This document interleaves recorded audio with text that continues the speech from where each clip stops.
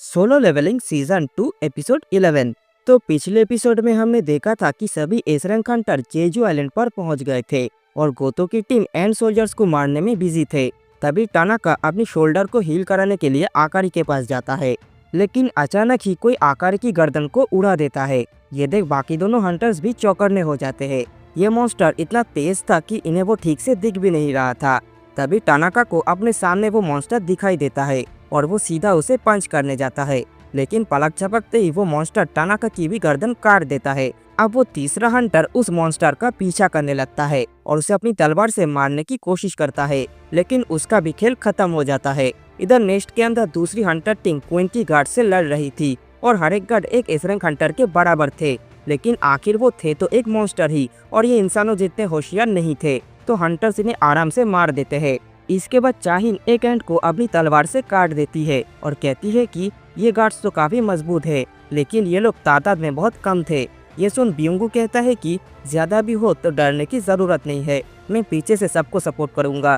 तभी बेक कहता है कि लगा नहीं था कि लड़ाई से डरने वाले के मुंह से ये सब सुनना पड़ेगा, जिस पर ब्यूंगू कहता है कि मजाक मत करो, और फिर वो एक एंड सोल्जर का सिर कुचल देता है, क्योंकि सिर कटने के बाद भी ये मॉन्स्टर कुछ समय के लिए जिंदा रह सकते हैं, तो इन्हें इनका पैर भी काट देना चाहिए ताकि ये कहीं भाग न सके। अब ये लोग गुफा के जितने अंदर जा रहे थे उन्हें उतना ही पावरफुल एंड्स मिल रहे थे, लेकिन अभी तक उन्हें कोई ऐसा एंड नहीं मिला जो इंसानों के जैसे दो पैर में खड़ा होता हो। शायद वो रॉयल गार्ड्स होंगे जो क्वीन के पास ही मिलेंगे।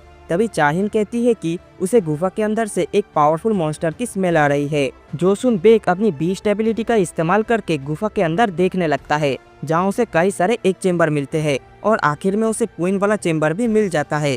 फिर वो बाकियों को बताता है कि क्वीन गुफा के सबसे अंदर बैठी हुई है, लेकिन कई सारे गार्ड्स उसे प्रोटेक्ट कर रहे हैं जो कि एस रैंक के रॉयल गार्ड्स होंगे, और क्वीन भी पता नहीं कितनी स्ट्रांग होगी, लेकिन ये लोग मिलकर जरूर उसे हरा सकते हैं। फिर वो लोग अंदर जाने लगते हैं। इधर आइजावा और के टानाका वाले ग्रुप को ढूंढने जाते हैं, क्योंकि वो लोग रेडियो पर रिस्पॉन्स नहीं कर रहे थे, लेकिन उन्हें यहाँ बस मरी हुई एंड दिखाई देता है। तभी आइजावा को एक टूटा हुआ चश्मा मिलता है और अचानक ही इन्हें इतनी गंदी बदबू आती है कि के उल्टी करने लगता है।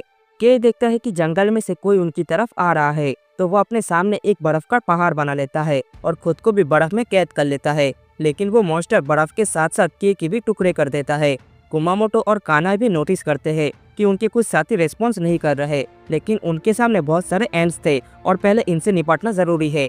दूसरी तरफ अटैक टीम अब क्वीन के चेंबर में पहुंच गए थे और उनके सामने ढेर सारे गार्ड्स थे। ब्यूंगू अब अपनी पावर से सभी हंटर्स को एक पावर बूस्ट दे देता है, जिससे ये लोग और भी स्ट्रॉन्ग हो जाते हैं। हंटर माँ अब अपनी साइज को बड़ा कर लेता है और चोई अपनी आग से सभी एंड्स को जलाने लगता है। वो कहता है कि आज उसे अपनी पावर को होल्ड करने की कोई जरूरत नहीं है, और इतना कहकर वो अपनी फुल पावर से सभी गार्ड्स पर हमला कर देता है, जिससे कई एंड्स जल जाते हैं। इधर बेक सोचता है कि अब उसे भी अपनी असली रूप में आ जाना चाहिए और वो ट्रांसफॉर्म होकर बिल्कुल एक बीस्ट की तरह दिखने लगता है। फिर वो तो रॉयल गार्ड्स को अकेले ही मार देता है। चाहिन भी पहली बार बेक के इस रूप को देख रही थी। इधर वो कैमरामैन पीछे खड़े होकर सब कुछ रिकॉर्ड कर रहा था। तभी उसे अपनी मैनेजर से पता चलता है कि उन्हें 80% से ज्यादा टीआरपी मिल रही है, तो उसे थोड़ा और करीब जाकर क्लोजअप वाले शॉट लेने चाहिए। लेकिन तभी ब्यूंगू उसे रोक लेता है और कहता है कि ये एस रैंक डंजन का बॉस है, तो उसे पीछे ही रहना चाहिए, क्योंकि ये बैटल अब और भी खतरनाक होने वाला है।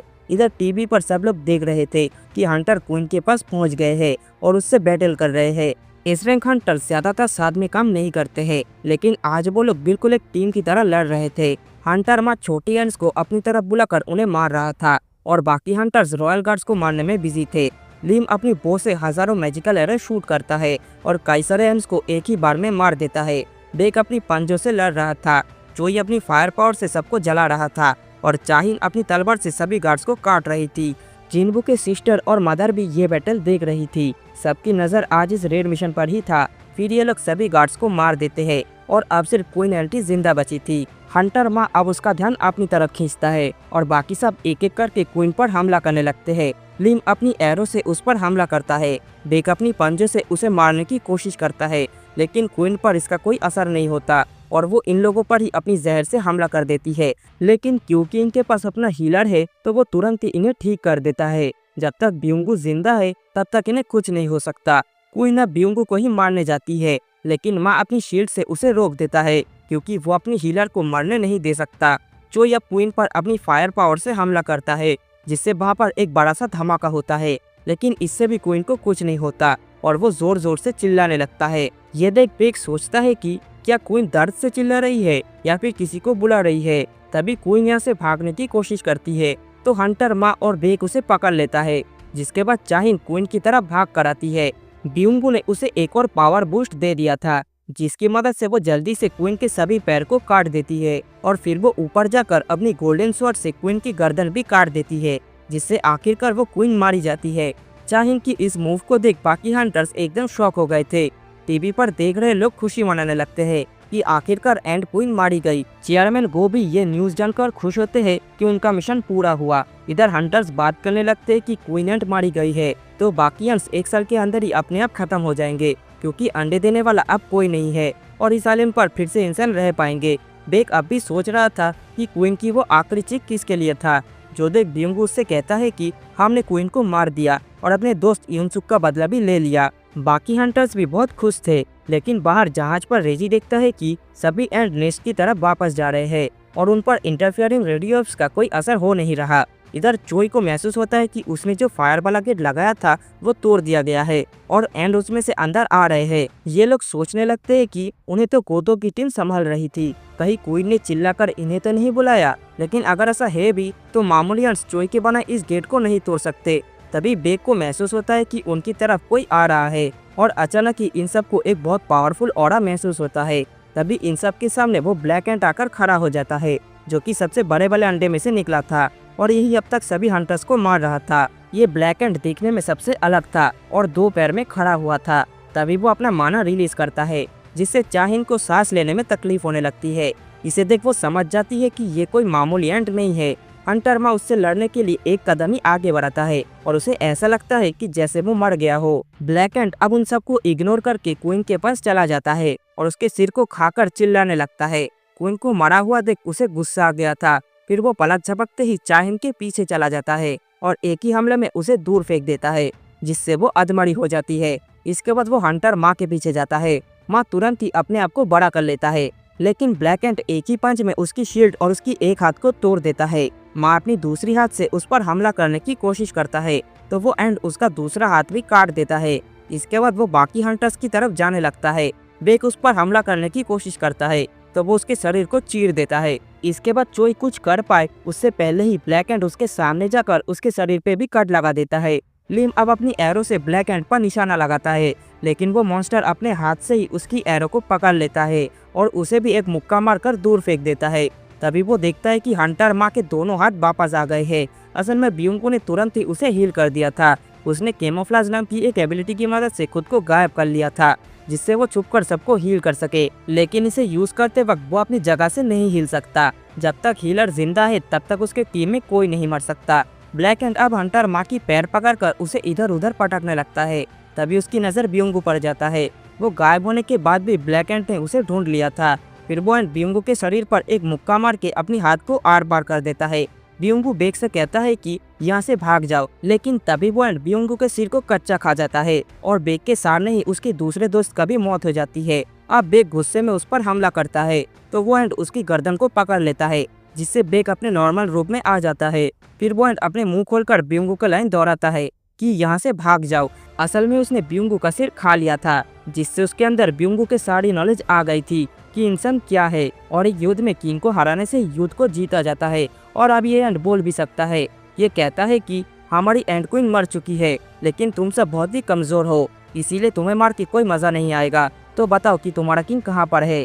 तभी वो महसूस करता है कि नेस्ट के बाहर कोई पावरफुल इंसान है, शायद वही किंग होगा। ये सोचकर वो एंट यहाँ से चला जाता है। अब बेक सोचने लगता है कि बाहर तो सबसे पावरफुल गोतो है, क्या ये उसके पास जा रहा है। लेकिन अभी उनके पास ये सब सोचने का टाइम नहीं है, क्योंकि हजारों छोटी एंट इनकी तरफ आ रहे हैं। इधर गोतो अपने साथियों को ढूंढ रहा था, क्योंकि उनके चार्ली और बेल्टा दोनों ग्रुप रिस्पॉन्स नहीं कर रहे थे।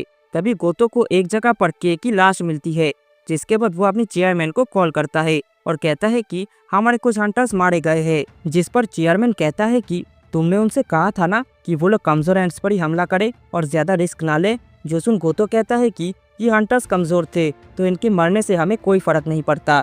तभी चेयरमैन पूछता है कि कोरियन टीम नेस्ट के अंदर है क्या, जिस पर गोतो कहता है कि हाँ, लेकिन बाहर की सभी एंट्स अब उड़कर अंदर ही जा रहे हैं। तो चेयरमैन पूछता है कि तुम्हें क्या लगता है वो जिंदा बच पाएंगे, जिस पर गोतो कहता है कि उनकी पावर्स देखने के बाद मुझे नहीं लगता कि वो लोग जिंदा बचेंगे। फिर चेयरमैन कहता है हमने तो उनकी मदद करने की पूरी कोशिश की थी, लेकिन वो लोग जेजू आइलैंड रेड मिशन में मारे गए, जिससे हमारे जापानीज हंटर्स को पीछे हटना पड़ा। असल में शुरुआत से इनका प्लान ही ये था कि कोरियन हंटर्स को ये लोग मरने के लिए छोड़ देंगे, जिससे कोरिया और भी ज्यादा कमजोर हो जाएगा और बाद में ये लोग क्वीन को मारकर अपने देश को बड़ा बता सकेंगे, क्योंकि एजरंग डंजन को क्लियर करना एक बहुत बड़ी बात होती है। तो चेयरमैन उन सबको तुरंत वहाँ से निकलने का ऑर्डर देता है।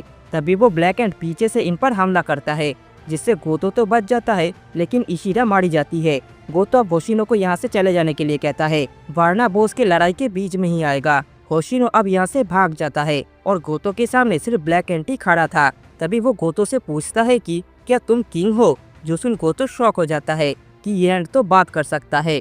फिर वो उसे बोलता है कि हाँ, मैं ही किंग हूँ। अब ये सुन ब्लैक एंड एक खतरनाक ऑरा रिलीज करता है। गोतो सोचता है कि ये पावर तो उसने पहले भी महसूस की थी जब उसने जिन्बो के साथ लड़ा था, लेकिन इससे पहले वो कुछ कर पाता वो ब्लैक एंड इसे भी मार देता है।